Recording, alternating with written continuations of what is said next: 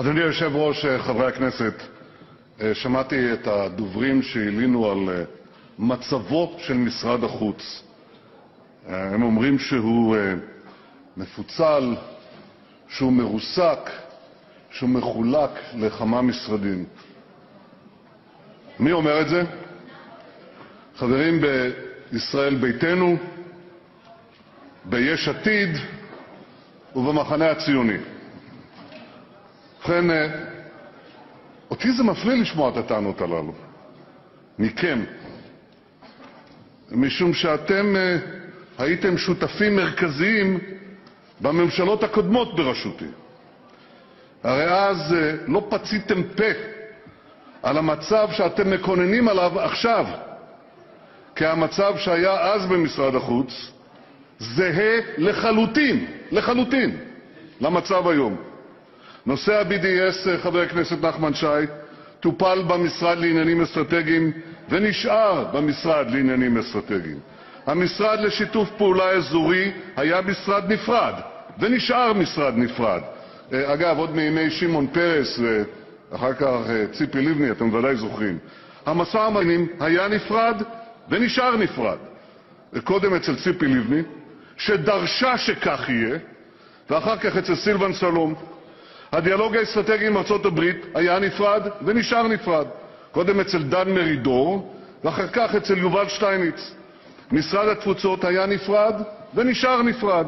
קודם אצל יולי אדלשטיין, ואחר כך אצל נפתלי בנט. משרד ההסברה היה נפרד ונשאר נפרד. ובכן, שום דבר לא השתנה. שום דבר. בזמן שאתם הייתם בממשלות הללו, לא שמעתי מכם אפילו הברה, לא מילה, הברה, על הפירוד והפיצול הזה. להפך, תמכתם בזה, אפילו ביקשתם חלקים מזה. שום דבר לא השתנה זולת דבר אחד, העובדה שאתם היום באופוזיציה. ומאז שאתם באופוזיציה, אתם מקוננים על ריסוקו כביכול של משרד החוץ, שלא היה ולא נברא. אבל אתם אומרים, יש לכם עוד טענה, שמעתי גם אותה, לפחות אז היה שר חוץ במשרה מלאה. טוב, אפשר להתווכח על זה, אבל על דבר אחד אי אפשר להתווכח.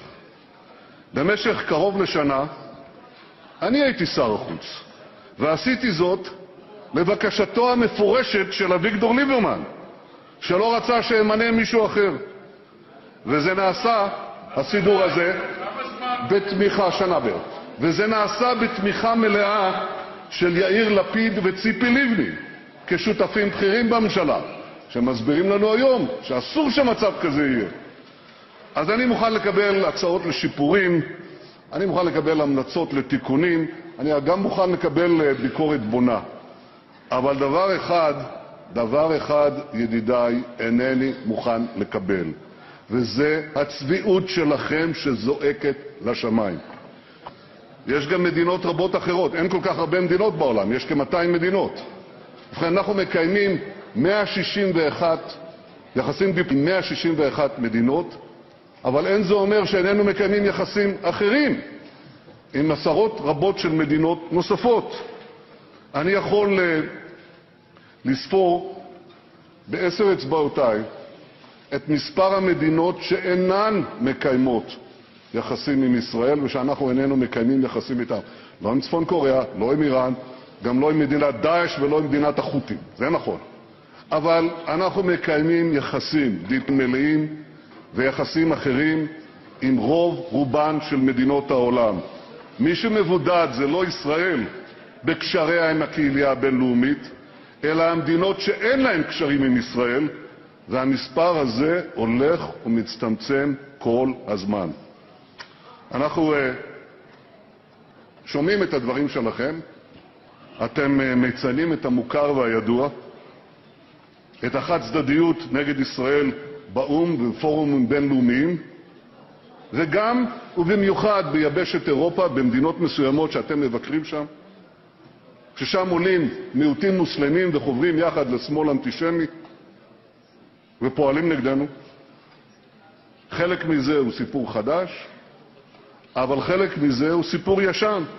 אני עסקתי בו באו"ם לפני 30 שנה, כשהייתי שם שגריר, וכמה עשרות שנים לפני כן בן גוריון ביטל את העליהום הקבוע על ישראל במוסדות האלה. הוא אמר אום שמום. טוב, אז בזה אין שום חדש. אבל מה שחדש, ואתם מתעלמים מזה לחלוטין, מבטלים את זה כלאחר יד, מה שחדש זו הצמיחה המדהימה של מספר המדינות שבאות אלינו בקצב מדהים במטרה להדק את הקשרים איתנו. אמרתם איזו מדינה קטנה, זוטרה. יש גם כאלה, אבל מעצמות עולמיות בכל התחומים. כך עשינו וכך נמשיך לעשות. אני מודה לראש ממשלת ישראל חבר הכנסת בנימין נתניהו.